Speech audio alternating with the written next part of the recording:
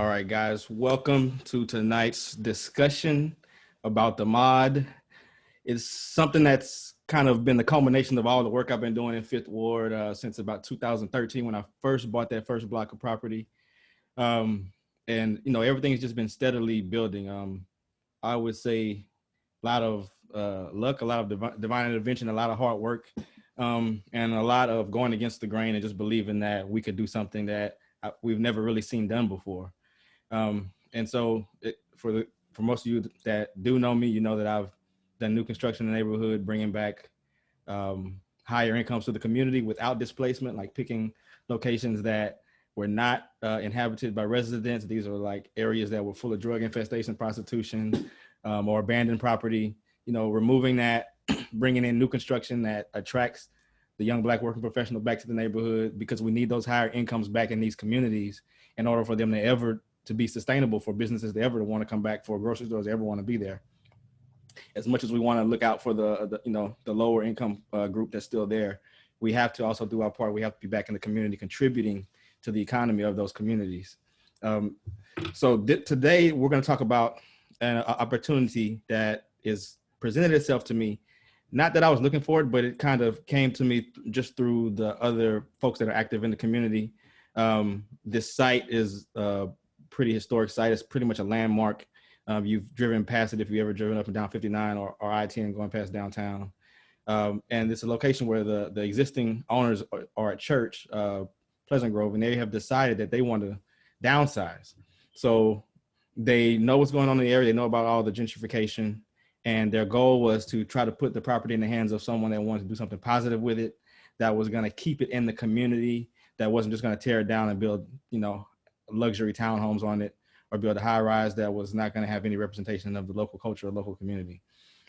So I was blessed and privileged enough to have the first opportunity at it. And this is the project that I've put together for it. And I'm going to walk through this presentation. So the executive summary for the project. So what we have here is we're creating a model in the city that's going to create moderately priced rents. We're not going to be extremely high. The total mix of apartments for this first phase is going to be 226 units. We're in Fifth Ward. Like I said, we're right at the intersection of Highway 59 and I-10. And the site has great views of downtown. It's going to be a 6-story building with a rooftop amenities, a rooftop pool. And we're going to keep the rents below $2,600. Of course, that's not, low income, that's moderate income, but, people downtown are paying way more than that. So the goal is to attract that demographic back to the Fifth Ward neighborhood. And like I said, some of the smaller units will start off at $1,000, which is very affordable. To say you're 3 minutes from downtown, you're close to everything, the Heights, Edo, you're 10 minutes on the freeway to get over to the medical center. So it's really prime location. And then on top of that, we have another 42,000 square feet of commercial space where we're going to target businesses that can benefit the community, not necessarily charitable businesses, but things that are needed. Some healthcare, some fresh food initiatives, not necessarily grocery stores, but maybe food prep type businesses, businesses that can do, fresh fruits, fresh produce, things that the community needs that aren't as hard to attain as getting an actual grocery store to come back to the neighborhood. Okay, so gentrification, we've all heard the word. It's the process by which a part of a city changes from being a poorer area to a richer one, and people with a higher class socially begin to move in. And usually, if no one advocates for the poor residents, they become displaced. So our mission is to change the narrative on gentrification through redevelopment that balances the opportunity to attract high-income people that are originally from that community or similar communities, get them out of the suburbs, and ensure that the residents that are in the community are not displaced in the process. So this is a little history about Fifth Ward, okay? See the star represents the greater Fifth Ward area, which is right here. It was settled in the middle 1800s. 1866, the city annexed it into the municipality. By 1900, it was a predominantly Black neighborhood. Before that, it was mixed 50-50. In the 1960s, however, a lot of the neighborhood went down. But let me show you what it looked like before it went down. This is Lyons Avenue. This is segregation. This is when there were thriving businesses all up and down the street. You know, we hear about Black Wall Street all the time, but we negate the fact that every city looked like this. You got tailors, you got appliance stores, you got dry cleaners, you got a movie theater. You had everything. You have nightclubs. We had our own economy in these communities, and unfortunately, when desegregation happened, one of the side effects of that process was the disinvestment and the migration out of the neighborhood to the suburbs, because we felt like we had earned the right to move to other neighborhoods and other areas. So a lot of disinvestment happened. Then redlining was another big obstacle that hurt the community from growing, because the new construction went to other areas. People were qualified to buy in other areas. And so these areas became further depressed. So you had the freeway systems that came through the community as well. And the freeways basically were like the nail in the coffin. However, here's a few other pictures of businesses that were there. So we had recording studios. This was a picture of the first Black hospital being built in Fifth Ward, which is on Lyons Avenue as well. A lot of rich history. And this is the freeway, Highway 59. This is the same street, Lyons Avenue, that, as you can see, is no longer representative of what it looked like at one point in time. So 2016, redevelopment started coming to the area. Okay. So 2016, this site is on the south end of Fifth Ward. They call it the Bottom. This is Buffalo Bayou. The same developer that built City Center bought this 136-acre site with the goal of revitalizing the entire community, starting here. Now, this type of revitalization is textbook gentrification, because this group is coming in not really concerned about the community at all. They are concerned, or they are happy that they found a diamond in the rough that they can buy really cheaply and take a model that's worked way out on the west side of Houston, bring it and park it right next to downtown, and have a very successful business model. This is the actual renderings of what's going to be built on the city center site right there, south end of Fifth Ward. This is not theory. This is not planned for the future. This is actually in the works. The construction has already started. They've already torn down all the old warehouse buildings. They've done all the underground infrastructure.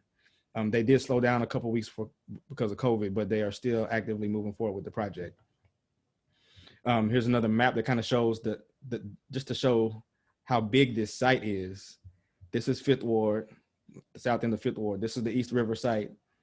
The star is the area that we're going to be talking about. So this is 0.75 miles from the East River site. Okay, most of this area right here has already been redeveloped. There's a lot of new construction townhomes ranging from the mid 3s to the high 4s, a couple in the 5s. So this area is already changing. So you went from an area that was disinvested from the 70s up until 2015, and now as Houston gets all this attention for being one of the fastest growing cities, inside the loop, price points of under 350 houses are still selling like hotcakes no matter the economic condition. And this location being 3 minutes from downtown, hosting the Astros, you got the Texans on the south side of downtown, you have the Rockets in downtown. So, there's a lot of amenities that make this area very, very attractive. So then you start seeing articles like this in 2017.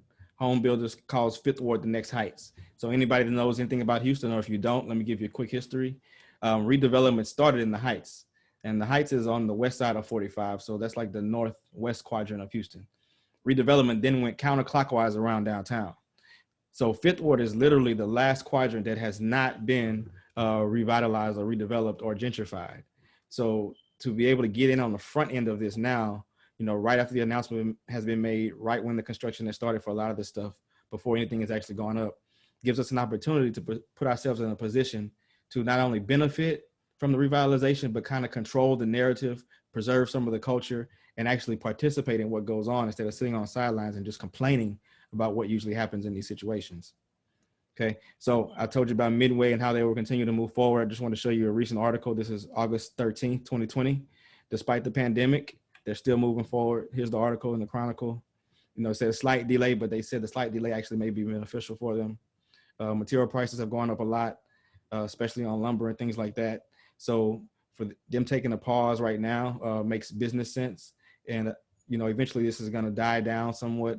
Prices will get back to normalcy, and the project will proceed. They have not halted anything. They have not made any plans to halt. They just said that this has been a slight delay, which is a great indicator of what's to come. I always tell people, if McDonald's is still building and you have a Wendy's or a Burger King, you better not stop building, because the opportunity is still there, and someone else that is more established than you and bigger than you still sees the vision. So you should continue and pursue your goals as well, and follow in their footsteps. Copy the right cat.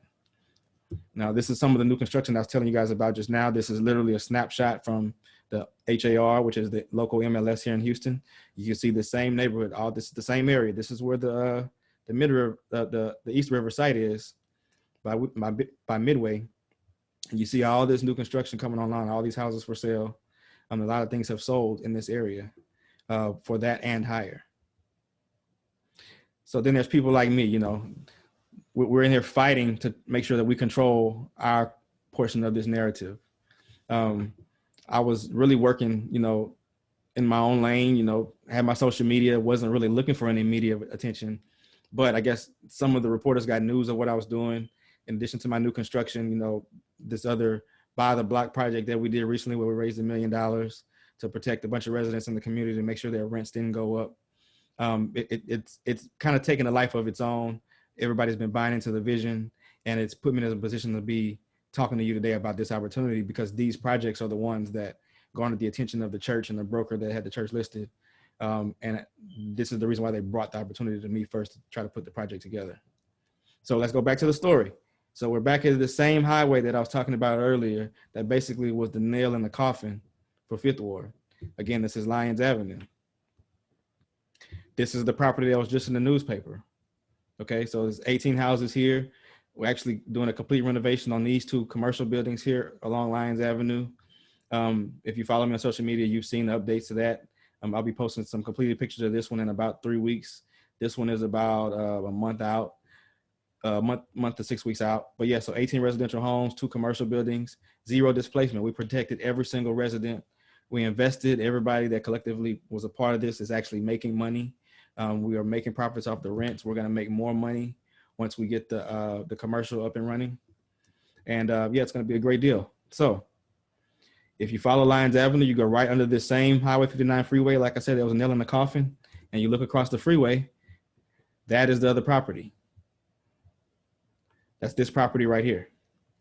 So what we effectively get to do by taking these 2 projects and bringing them both back to life and having ownership and control of them is we begin to control the narrative of what happens in our communities. Okay, we get to bring back the economic activity on both sides of the freeway. We get to contribute to the renaissance of a once thriving business district. And we have the ability to bring in more commercial tenants without displacing any residential tenants. We bring in business, we bring in commerce, and we're bringing in an entire apartment building that's gonna attract a young working professional. I mean, look at this site. This is prime real estate. There's not another contiguous parcel like this in Houston in a revitalizing area that you're gonna come across ever. This is the last opportunity to control a site this size. Again, over here is all the new construction townhomes that I was telling you about. This is where all those listings were that I just showed you.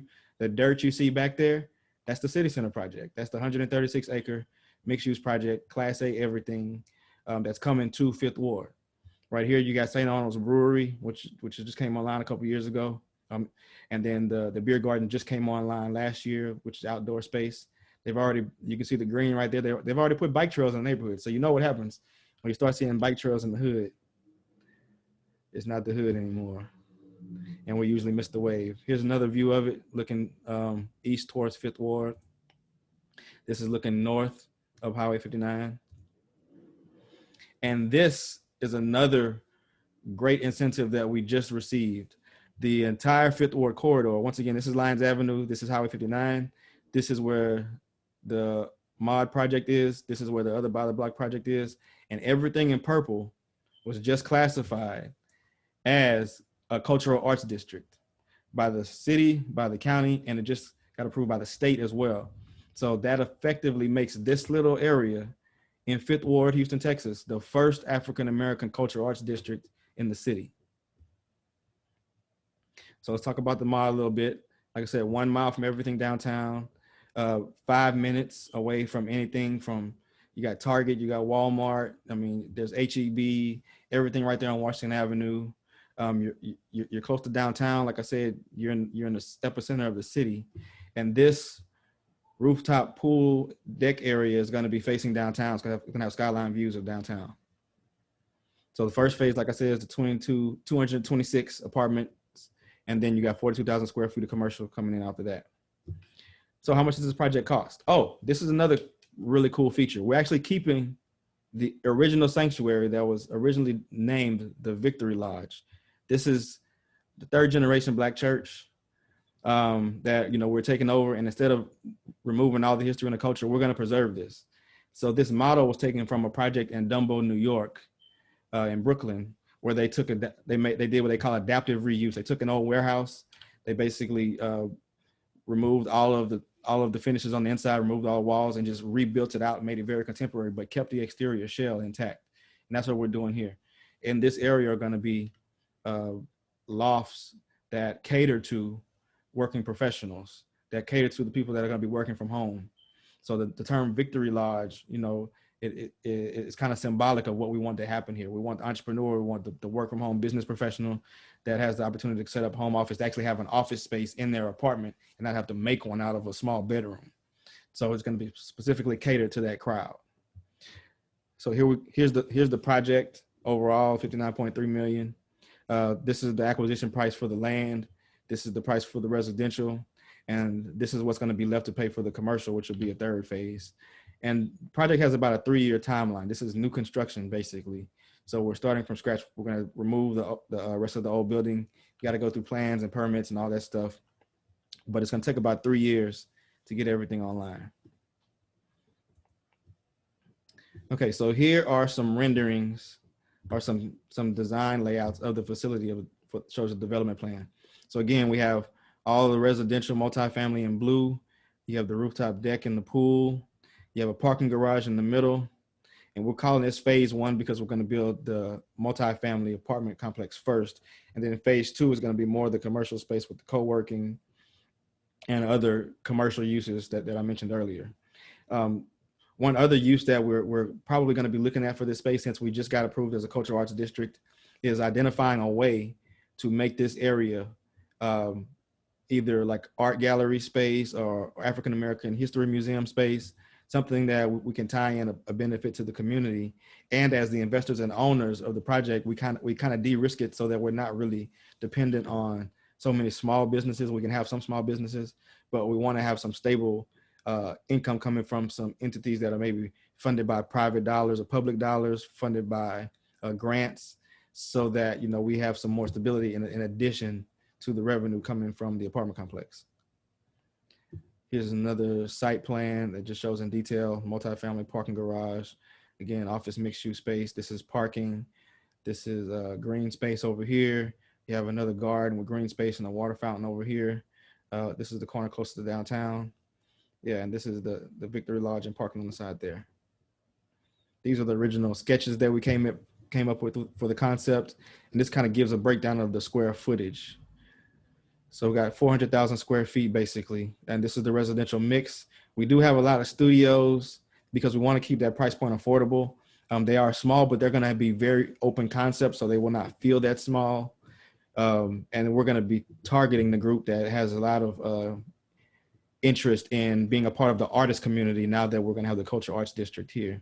So the artists, the designers, the painters, the creatives that want to live in a nice, trendy space, but, you know, living on an artist's budget. You know, that's why we're starting the price points a little over $1,000 so that we can make sure that we keep it affordable. This goes over the details of the development cost. So land acquisition is 6.7 again, and we broke it up basically by phases. So if you break it up, it's like 4.5 million is what's going to be used for phase 1, and phase 2 is going to be 2.2 million, but we have to buy it all at one time. And then you have the hard costs, which are all the actual construction costs, which is 34 million. And then you have what we call soft costs, which are all the planning costs, design costs, management fees, development fees, city fees, all that comes up to 10 million. And that's how we get to the total project cost of a little over 51 million. So how do we fund this, and what are we assuming for the numbers? So we're assuming a 75% construction loan. We actually have the LOI in place for that, the letter of interest from the lending institution that just funded a project on Washington and Shepherd, wants to work with us on this project and fund it. So then our goal now is to bring this 25% of equity, which is basically the liquidity or the cash has to be brought to the table outside of the loan and the debt, and to make the project come to fruition.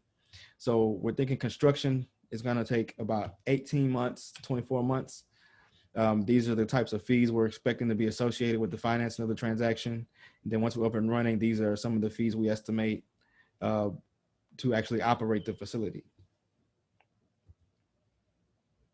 So another great thing about this area is that it's eligible for tax credits.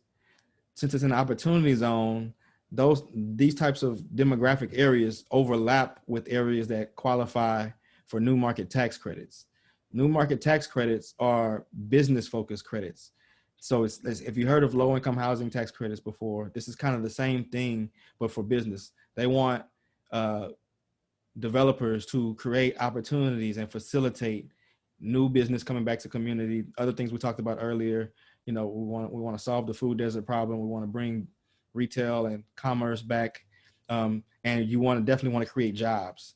So the new market tax credit program was created by the federal government, and it allows people to get tax breaks if they invest in these communities and they fund the development of these types of projects. So we have not even included that in the numbers, but we do believe that this project is eligible for new market tax credits. As a matter of fact, one of the leaders in new market tax credits, which is a company called LISC, L-I-S-C, they want to put this project on their next application for the federal government, or to the federal government, to get funds specifically to put into this project, which would make the project cost be offset significantly, which in turn means more profit for everybody involved. So this is a breakdown of how the funding structure works. Since I'm the person that put the project together, I'm considered the project sponsor. So the person that came up with the vision, the person that takes the biggest risk on the front end, that's me. And as the project sponsor, I am a part of the general partnership for the project. So that's how this funding structure works. There's a limited partner, which is a large investor, and you can see the amount of money that we're expecting the large investor to put in, which is almost $11 million, compared to the amount that the general partner has to put in, which is $2 million, which is why we're all on this call today, because this is what we're raising. So the general partner, myself, and the rest of the team that I have around me, I've recruited some of the best as far as developers that have done similar projects. The team that helped structure the deal and bring the financing. We are all collectively the decision makers for this project, and everyone that invests with us gets the benefit of the revenue from the proceeds that the general partnership gets if you are accredited.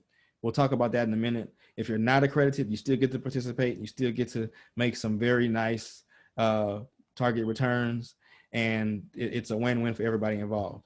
So again, this little chart here kind of shows what it looks like. Everybody knows what 75-25 is, but I just wanted to create a visual for you. So this is how it's going to work. So this large limited partner, it could be one entity, it could be a few. The types of large limited partners that we are targeting are opportunity funds. Opportunity funds have been created specifically for the similar purpose to the new market tax credits, that the government wants investment in these communities that have lower demographic standards or lower demographic status. And so what the opportunity fund is, it entices wealthy people or people that have had capital gains from the sale of something, whether it's a business, whether it's stocks, whether it's other investments, whether it's real estate. Those capital gains can be taxed pretty heavily. And so what they're incentivizing people to do is, if you invest in these communities with those capital gains, you basically can own it. You have to hold it for 10 years. If you hold it for 10 years, however much profit you make over the 10 years, and however much profit you make at the sale is tax-free. So it's a huge incentive for opportunity zone funds to invest in these communities. So a lot of people talk about opportunity funds, not really realizing that, it's not anything that you can benefit from personally unless you have capital gains to invest in something. However, this is how we do benefit from it. We get them to come in and be investors in our projects and have them put in more capital than we put in. And it, becomes a win-win for everybody. So now I'm going to walk through the offer and the target returns for the project. So again, earlier I talked about two different ways that you can be a participant in this. One is the accredited investors. The accredited investors actually get equity interest in the project, and you actually get to stay in for that entire 10-year term that I talked about earlier, that the Opportunity Fund limited partner investor is going to be in. And the reason it's 10 years is because since they have to stay in 10 years as their partner, we also have to stay in 10 years. But you'll see in a minute, that it's worth staying in for the 10 years. And then you have the non-accredited investors. So since you are not actually considered accredited, which I'm going to give you the definition here in a second, you can still participate, but you are actually in a more protected capacity. You are just lending money to the sponsor LLC, and you're going to get a return that's written on a promissory note to you. So you can have, documentation of what your return is going to be. And you have a little bit less exposure to the project than the equity investors. Okay. And the minimum investment to get on either side is going to be $50,000. However, if you don't have 50 and you have somebody else that has, maybe you have 25, they have 25, you guys can consider talking to a lawyer, forming an LLC and coming in collectively to invest the 50. So this is what the numbers are going to look like for the lending group, the non-accredited investors. Okay, so for a $50,000 investment, you have to stay in 4 years, because 4 years is the point in time when we believe the project will be experiencing full cash flow. So like I said earlier, we have 3 years of construction, and then we're going to project a year of lease up. And once the project is fully leased, we can go to the bank at that point and show them all the revenue and all the expenses, and they can see what the net profit is. And then we're going to refinance the property at that point in time. When we refinance it, we essentially pull out all the capital that was put into the project originally. Okay. So at year 4, that's when that event happens. And at year 4, your return will be 40%. So off a $50,000 investment, you'll get $20,000 in profit, which is a 40% return on investment, which equals out to a 8.78% return on investment per year. Now, to incentivize bigger investments, because we want to try to meet the numbers and meet our quotas quickly, if you invest $100,000 or more, you're going to get a 10% ROI annually, which equates to 46.5% return over that same 4-year period. And again, at the end of the 4 years, you will recoup your capital. And by that time, the goal is to have another project lined up, something else for everybody else to be able to reinvest in, and we can duplicate the model and continue to grow. Everybody can continue to build equity and wealth. Okay, so non-accredited investors. Non-accredited investors, again, it can be cash, it can be savings, it can be money that you pool with other people in the LLC, but the minimum investment is $50,000. Now, and both the accredited and non-accredited investors can actually do this.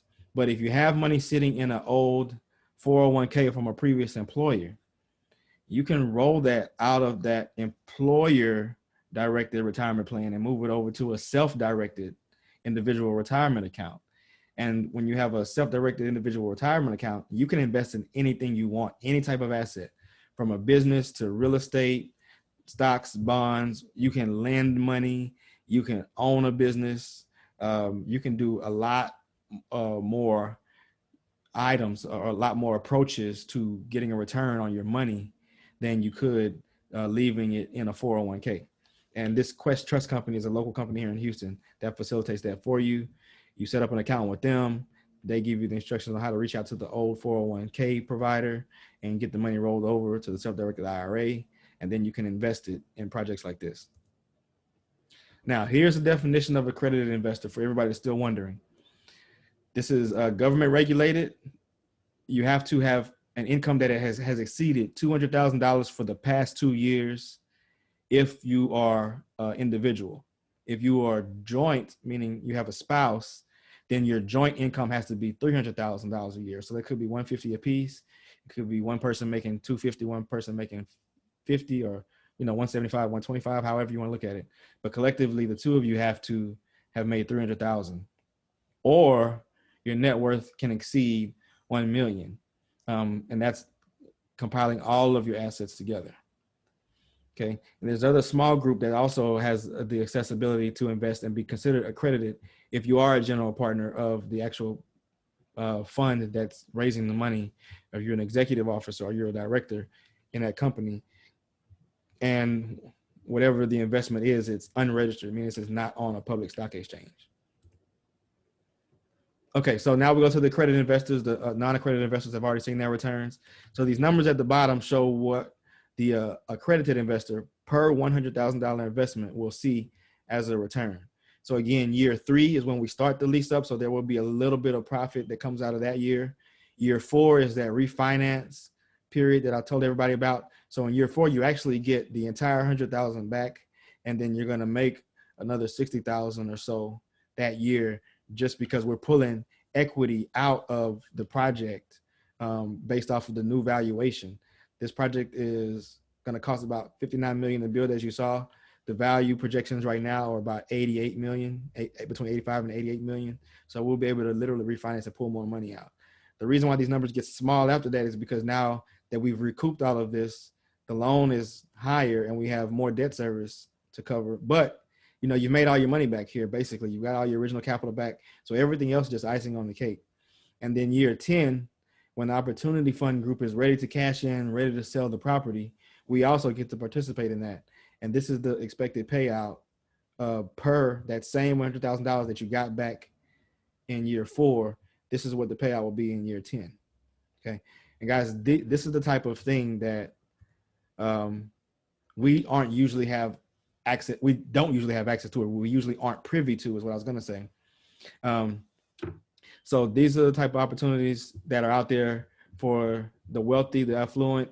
And what I'm trying to do now is create an opportunity for us to be able to collectively do these things on our own, in our own communities, control our own narrative. And start with this one, create the model, duplicate it, and do it in other cities. So at this point, I run through that presentation pretty quick. I'm pretty sure some people have questions. I see some of you are on there on the previous call. But if you have any questions, I'm going to open up the floor now for you to be able to, let's see, allow participants to unmute, ask questions. I'm also going to check the chat to see if there's any questions in there.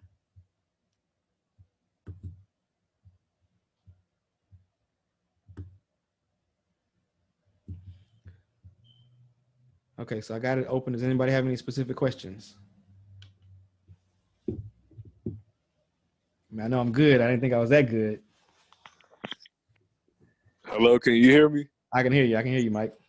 Hello, hey, Mr. Chris.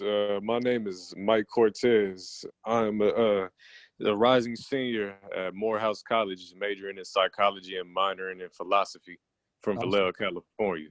Love it. Yeah, nice to meet you. But I just wanted to hop on the call to see if there were any opportunities for college students. Because I'm thinking, I watched the whole thing just for learning purposes. Okay. And I have a little bit of practice in real estate from Project Destined. I'm pretty sure you're familiar with that, being that you're in the real estate industry. Right. Yeah, man. So I actually just took on an intern now that's working full time with me.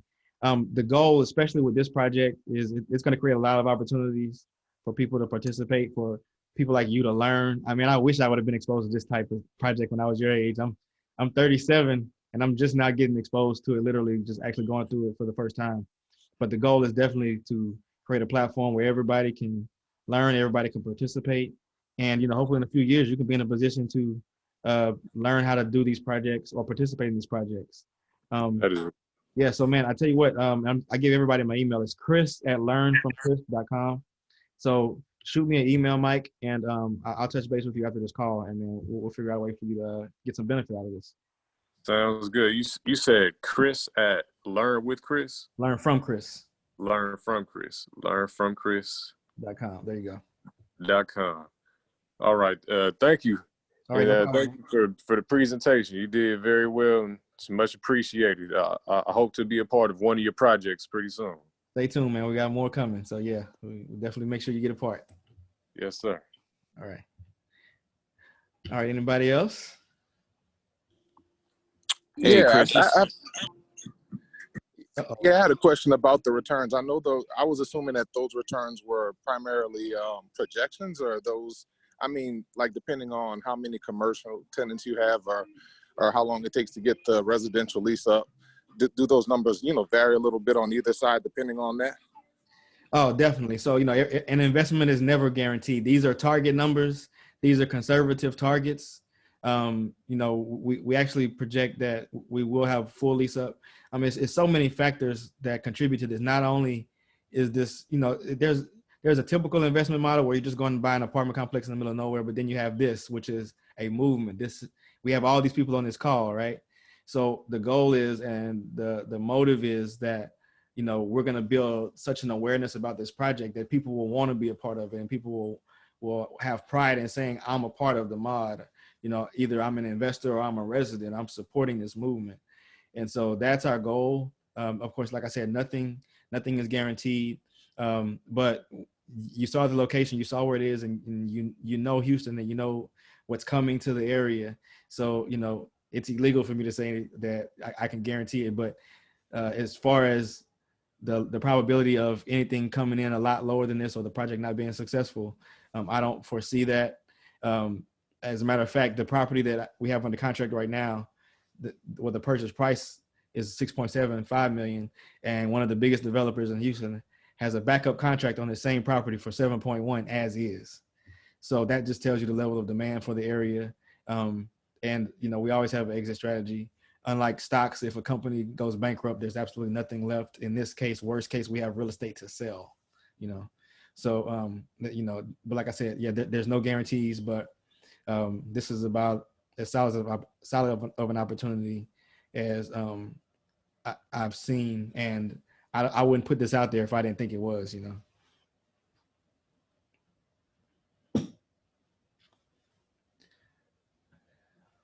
All right, anybody else?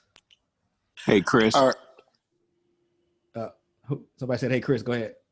Yeah, I had a question about the Roth, the self-directed Roth approach. So, and you may or may not be able to answer this question, but if you use funds from a self-directed Roth IRA, the whatever returns that get generated, based off of this opportunity, do those returns go back into the self-directed Roth, or Correct. How does that work? Yeah, they do. Okay. If you're using retirement funds, they have to go back into Directly in there. Okay. Directly. Now, what it does is that just accelerates, your retirement model. If you ever decide to pull it out, you do have to pay the penalties that are associated with it. But hey, I mean, make enough money, you might want to just pay to pull some of it out, or leave it in there and just have that really strong nest egg there. Right. So yeah, it just depends on your approach. Thank you. Yeah, no problem. Hey, Chris, how you doing? Pretty good, Paul. How are you? All right. Question. I see what you're trying to do, with the community and bringing us into it. How far are the rents on the other side of the highway compared to the starting rents that are in the project? You're asking like the existing? Yes. Yeah. Okay, so right now there's not a lot of new construction apartment complexes in the community, but what we did was we had a property manager that manages over 40,000 units with a concentration in Houston, and we had them actually do the market study and look at what the projected rents will be here. I can tell you that when the city center project comes online in 2023, the cheapest rent will be $1,800 per unit. So we're starting at $1,000 per unit. So we're significantly below there, and see all of the activity going on now with all the new construction. So by the time this project comes online, the market will have. But I didn't know it went to this. Oh. I tossed it earlier. Is there a lot in there? Give me 1 second, guys. I'm sorry. Guys, if you make sure, please leave your phone on mute if you're not asking questions. Okay. Yeah. So the answer to the question is right now, I mean, you'll see some single family homes in Fifth Ward that are renting 2,200, 2,300. There are also one apartment complex in the Hardy Yards where the rents are in the same range. That project is actually doing so well that it's expanded into a phase 2. But yeah, so in the investment memorandum that we have, if you have interest in investing in the project, there's a full investment memorandum that shows the 9 apartment complexes in the vicinity of this one that we use to pull the rents from to get this average. Thank you. Yep, no problem. Hey, Chris, this is Chris Phillips here. Just a quick question for you. Do you have a deadline by which you have to raise these funds or you lose the contract? So yeah, so the purchase contract is up and expires on October 31st. Okay. So by November 1, like I said, the backup offer on this project is going to go to the wealthy Asian developer that's planning to tear the whole block down and build townhomes. Okay. So that's our competition. That's the backup. And our goal here is to make sure that doesn't happen. Okay. So we've got some pretty solid commitments over the last 3 or 4 days.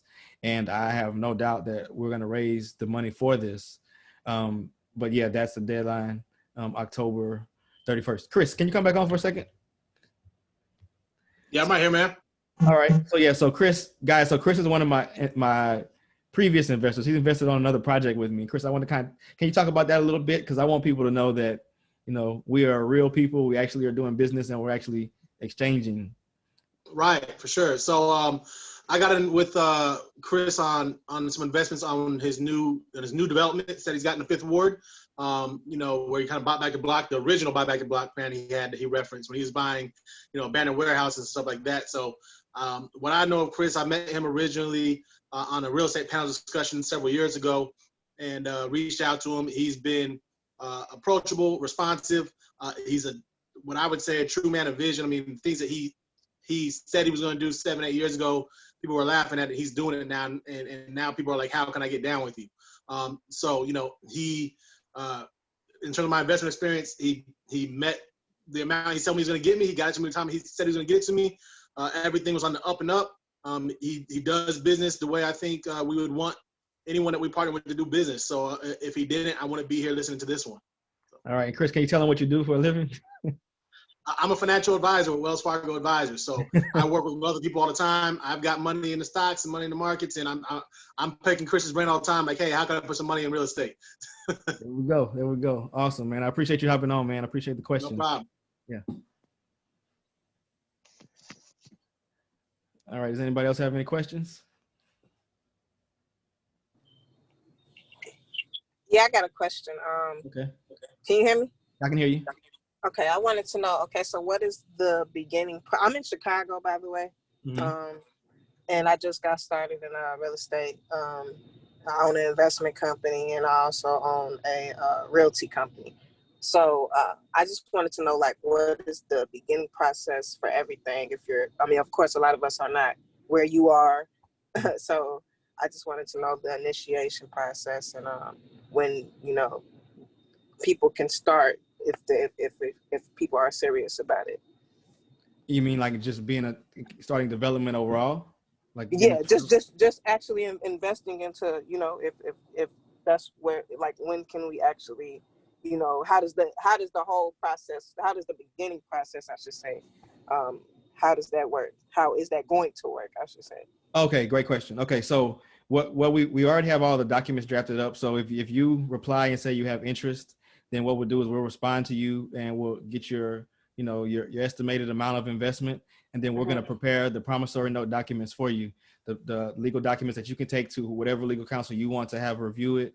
And then at that point in time, we'll ink the transaction and you will be put into a pool of investors and we will aggregate all the funds and we will let you know how the money is going to be allocated.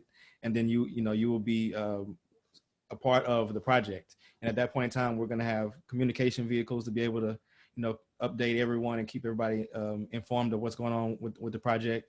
And yeah, you'll be fully informed the entire way. Okay. Yeah. So we tried to make it simple. It's not a very complex process. Mm-hmm. We just wanted to make it accessible and something that everybody felt comfortable with, and and we wanted to make sure that everyone understands every step of the process.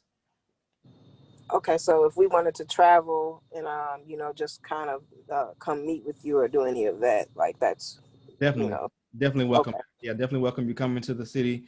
I'm doing some tours this week for people that are looking to invest in the project, especially Fifth Ward.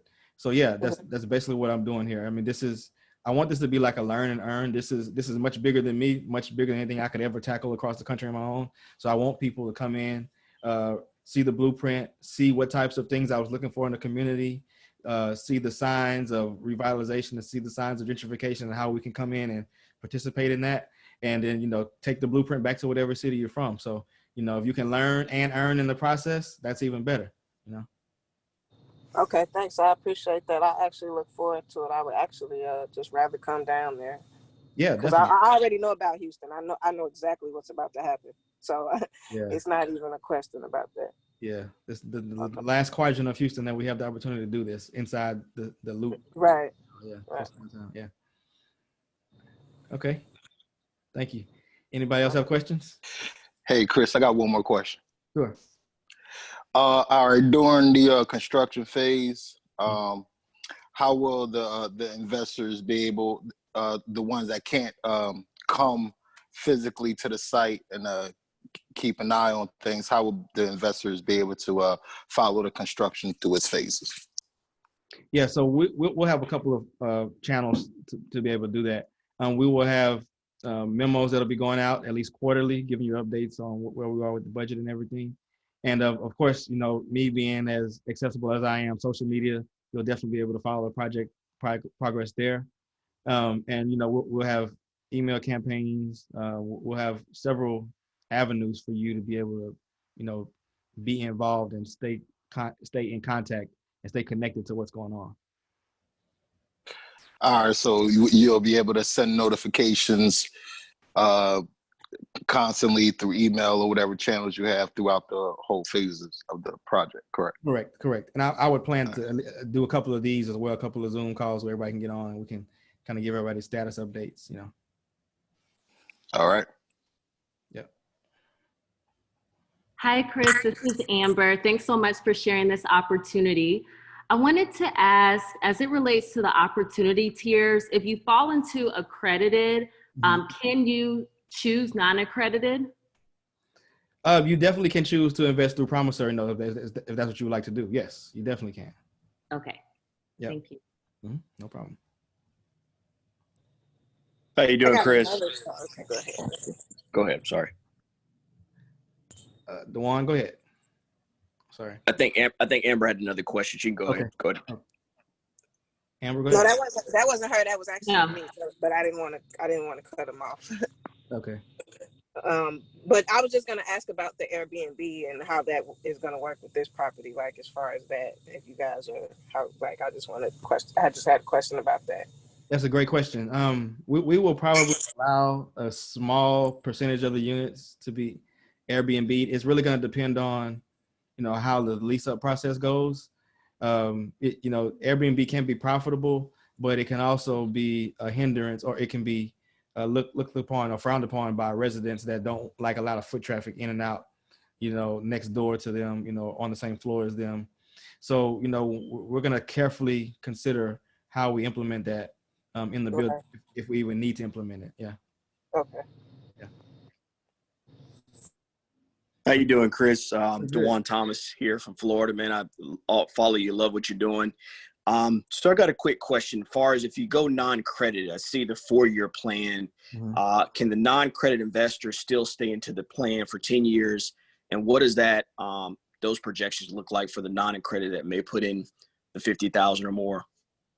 So unfortunately, in this scenario, no, the non-accredited will not be able to participate after year 4.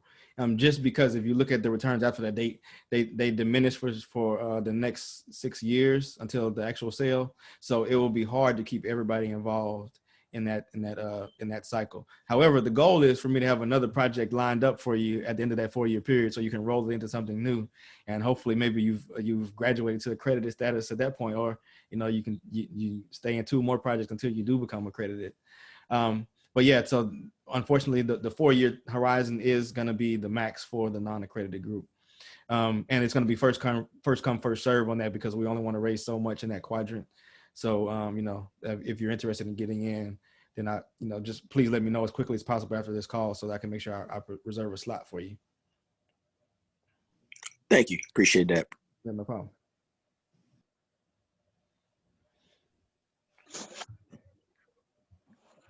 All right. Anybody else have a question? Hey, Chris, this is Shaniqua Nicole from Atlanta. First of all, I want to say thank you so much for this presentation and the opportunity.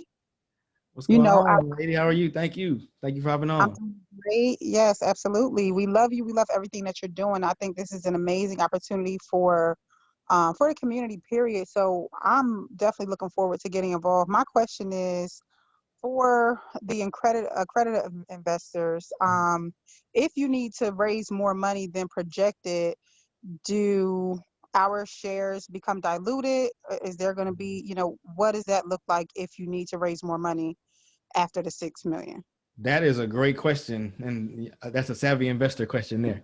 Okay, guys, so what she's asking is, sometimes what happens is a project raises, say this project is 59 million, but we find out we actually need 64 million. So then, but if everybody has an equal share of ownership, when you bring in more money, everybody else's share kind of gets fractionalized and it becomes smaller. So she's asking, is that what's going to happen here? So, and what's actually going to happen here is going to be any extra money that's raised is basically going to be loaned at a preferred interest rate to the project. So we're going to go to all the big investors first, and then all the accredited investors, and say, hey, there has been a shortfall, but if you put this money in, we're going to give you an additional 20% return on whatever additional capital you put in. So there won't be a dilution. There won't be really a penalty for the other investors that are already involved.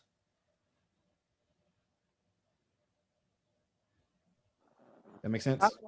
That makes sense. Thanks. Okay, awesome. Hey, Chris, it's Dakaris Bailey from Chicago. I wanted to say congratulations I go on deep what tonight. you're doing. Oh, yeah, man. We too deep, I see. But I follow you on the gram, man. I wanted to say thank you for the inspiration. I love the project, and I just started with wholesaling. So unfortunately, I don't have the capital at the moment. But what else can I do to help support what you're doing in Houston? Man, I would say just spread the word. Spread the word. If you know anybody that may have interest in investing, man, send them this way. Next year, I will be doing another crowdfund. As you all know, I did the crowdfund recently where we raised $1,070,000, which is the max you can raise with that type of project.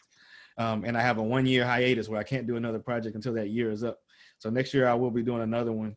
And I just found out that the government is actually raising the maximum that you can put into one fund. So it's going to go from 1 million to 5 million.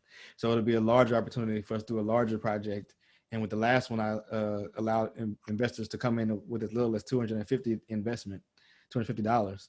So there's going to be more of these projects. I'm actually going to be partnering with some people in other cities. As a matter of fact, Bronzeville is on my list.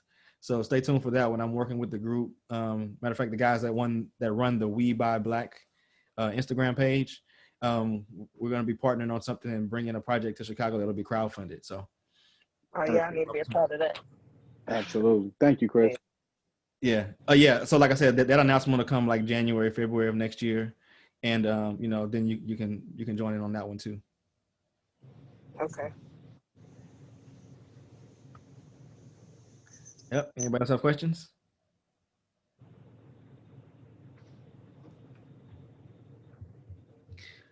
All right. If not, guys, what I'm going to do after this, you're going to get a follow-up email with some follow-up steps. If you're interested, there's going to be a link for you to enter and say, what you think your investment amount would be. And, then we'll start the process. We'll get you going. and we'll get you a document. You can review them. Of course, this is, like I said, first come, first serve. This is a zero pressure situation. I'm not a preacher. I'm not asking anybody to spend their last. I don't want anybody spending any money that they're going to be stressing over. Okay, I want this to be a true investment where you understand this is a long-term project. While the upside is great, the benefits are great. I want everybody to be cognizant of their true financial situation and making sure that they can participate in this one. There will be other projects in the future, if not. But I mean, like I said, this is the blueprint. This is going to be the first one. This is setting the tone for what we can do, and everybody that participates in this will have created a legacy. This site in Houston it's already a landmark. It's going to be even bigger landmark now. It's at the intersection of the two most highly trafficked freeways in the city, right next to downtown, and it's going to be here for another 80, 100 years at least. So, monumental project. I appreciate everyone that hopped on. If you have interest, like I said, follow up with me after this, and we will get the ball rolling. So if nothing else, everybody have a great night. All right, you too. Peace Peace and and love. blessings.